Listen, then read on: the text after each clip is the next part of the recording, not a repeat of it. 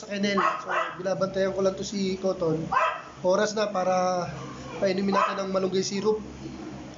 Actually, pinakulo ang dahon ng malunggay to. Maganda kasi to para sa mga aso. Kahit hindi sa bagong panganak. Sa aso, maganda talaga to.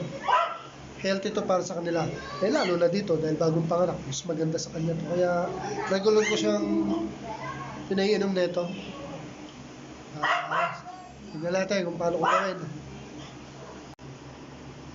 Ito mga kadogo yung ano niya, yung malunggay syrup niya. Yan. Ito yung syringe. Painumin lang natin mga kadogo ha.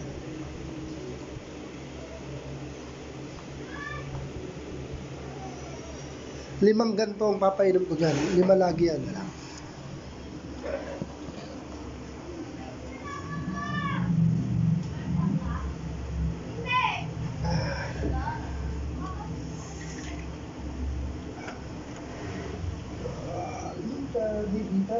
Maraming gatas. Maraming gatas. Diba?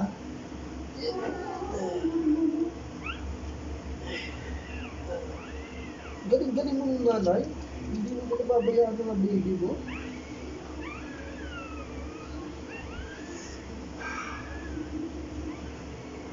Mga kadogo, mga 5 beses, no? Kasi tuloy ko. Sure to, sanay ka naman dito, di ba? Di ba? Ano maraming gatas. Diba? Love na love kita eh. Sobrang love kita. Kaya kahit mahirapan ako, masaya pa rin ako sa ginagawa ko. Hindi kaya ako, diba? Hindi na ako maraming papi eh. Hindi pa ba kita alagaan? Nagagaw na ka. Right. Tapos, lalagyan natin na adobo to. Lalagyan natin ng dahon. O, dahon yan. Bukod dun sa syrup, pakainin ka na ito ng dahon. Ganun lang siya kadali, mga kadogo.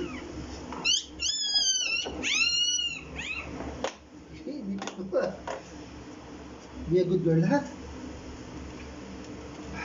Ngayon po magpainom ng malunggay.